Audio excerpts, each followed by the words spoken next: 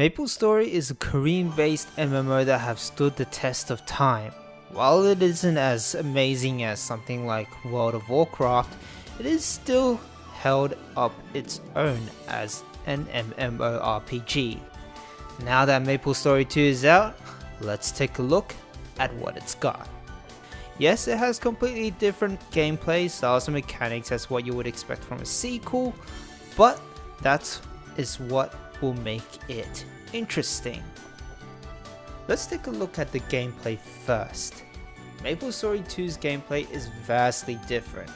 While there are some classics of the warrior, the knight, mage, archer, there's still plenty of classes with their each unique skill set. Now, there isn't that many skills compared to say the Maplestory counterpart, but it is still relatively new compared to the larger MMO. Still, there are plenty of dimensions that makes it more interesting, especially with party play now that you can have extra teammates around with you and combo in when needed. Still, this is what makes Nexon a pretty solid game company in this regard, where they have taken advantage of this new dimension and given extra possibilities to this game.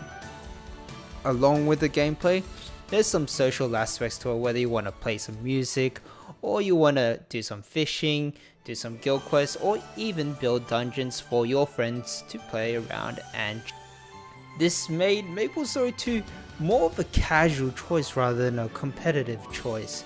So if you just want to like hang out with your friends and play some easy stuff, then this is pretty much the game for you. But there's still more we had to take a look into it, so let's get into the story.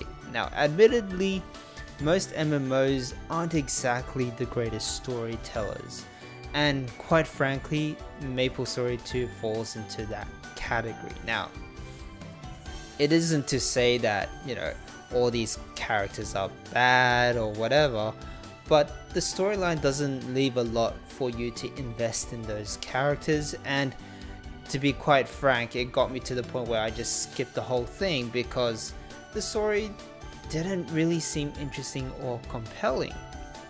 Now, there is some issues with that, and there may be a good story here and there, but I can tell you that the story isn't its strong point for sure. However, there are some better aspects of Maplestory 2, and one of them are more of the technical stuff. For example, let's take a look at the controls, and the first thing you'll notice is that you have controller support. Now, this is a good thing because more and more games, especially that are purely made for PC, are now allowing some controller support, and if you have an Xbox controller or PS4 controller, you can hook it up and work with that or play with it instead, and it feels good.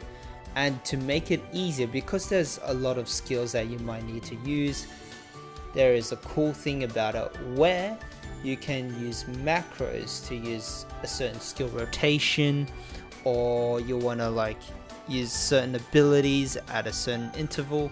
This is pretty much the best part of the technical aspects of Maplestory 2.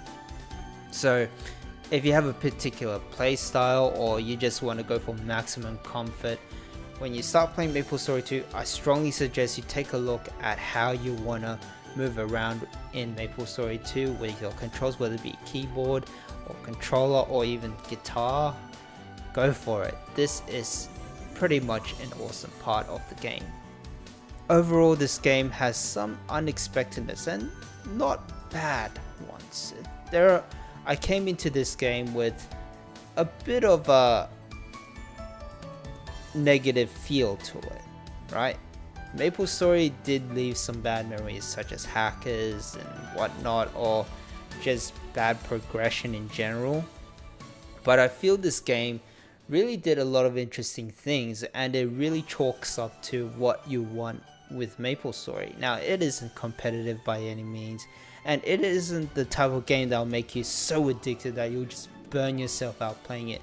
This is the type of game where if you just want to kick back, relax with your friends or yourself, just you want to kick back and kill some monsters or whatever, then this is a game where you can just burn 1 or 2 hours feeling relaxed and enjoying what this game has to offer at your own pace.